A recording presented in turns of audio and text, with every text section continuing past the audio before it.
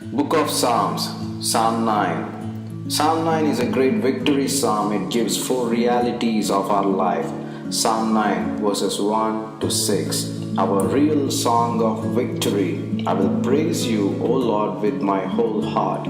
I will tell of all your marvelous works. Let us notice the words whole heart. We go to church with hymn book in our hand and singing a great song of praise, but not with our whole heart.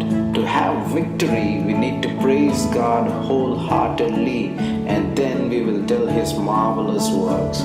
I will be glad and rejoice in you. Do we really rejoice in our circumstances? Do we rejoice in the plan that God made for us today? David rejoiced in his bad times, and God made his enemies turn back, and they have perished. God rebuked the nations and destroyed the wicked. Their names have been blotted out forever.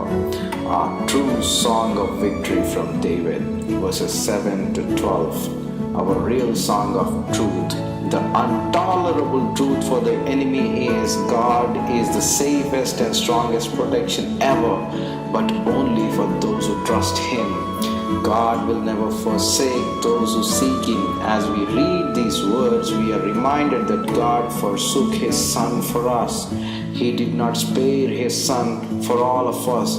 This is the greatest truth of all times. Are you getting to know God? Those who know your name, can they seek God in you? The better you know God, the more you will show Him in you. This is the truth every believer should know. Verses 13 to 16. Our real judgment. The psalmist tells in these verses, let God be the judge, the jury, and the prosecuting authority.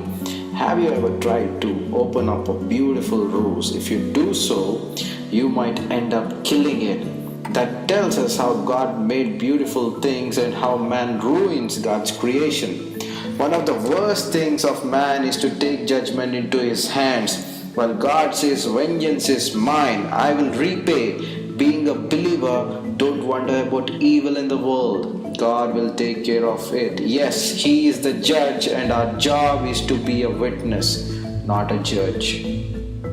Verses 17 to 20. Our real ruler of the world. Today, the humanists are singing glory to the man in the highest, and they are thinking that man is ruling the world. This started in Genesis 3 when serpent said to Adam and Eve that you can be like God.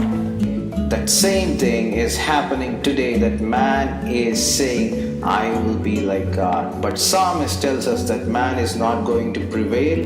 The wicked shall be turned into hell, and all the nations that forgot God. Verses 19-20. Arise, O Lord, do not let man prevail. Let the nations be judged in your sight.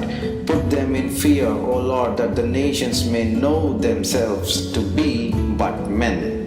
God is the ruler, and He runs this universe, and we should be under His authority.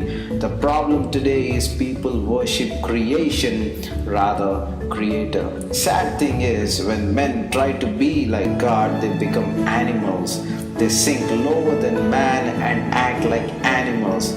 That's why our world is in such mess today.